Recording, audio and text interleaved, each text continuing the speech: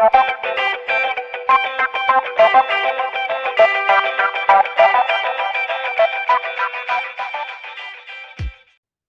I want to bring your attention to the Cycle Framework Insights podcast, where you can hear directly from our very own Chief Strategist, Bryan Jordan.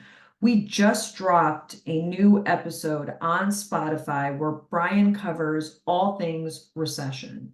Some of the things that Bryan covers and discusses is how often the U.S. economy falls into a recession, how long do these downturns typically last, what causes them, and something that might be very pressing for you is how likely are we to go into a recession soon? All of this and more covered on our latest episode. The following here is a short clip from that podcast. To listen to the full episode, I've dropped a link to the Spotify episode in the description box below. We hope to see you there.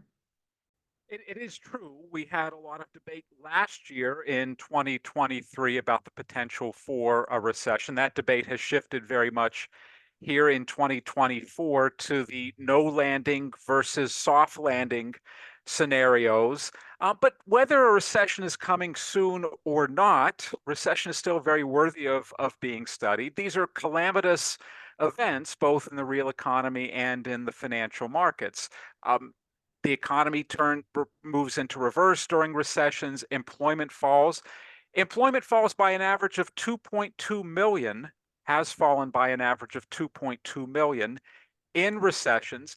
And that's not including the very big decline we had in the recession of 2020 during the COVID lockdowns. If we include that recession into the mix, the average goes to 3.7 million jobs lost in recessions.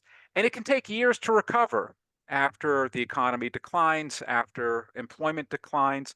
Jobs lost in the 2007 to 2009 recession, for example, weren't fully recovered until 2014. We peaked in that cycle, employment peaked in that cycle in 2008. We didn't gain back all those jobs until 2014, 6 years later. So these are calamitous events. They're also tumultuous periods for the financial markets. It's no coincidence that the biggest declines in equity prices historically have come alongside recessions. The big drop during the Great Depression, for example, the big drop in the early to mid 1970s, the big decline in 2008. Those were all very much driven by recession. So these are big events and they're worthy of study, and we want to be prepared for them, whether they're coming tomorrow, next month, next year, or in the next few years. And they are inevitable. We'll get to the debate over whether the business cycle is obsolete or not in just a bit. But it's our view that recessions are inevitable. They're an inherent part of the business cycle. They don't come as frequently as they used to, but they still come. We had a recession in the US just 4 years ago. Germany is likely in a recession right now. The UK was in a recession late last year. So we have them. They're big events and they are worthy of study.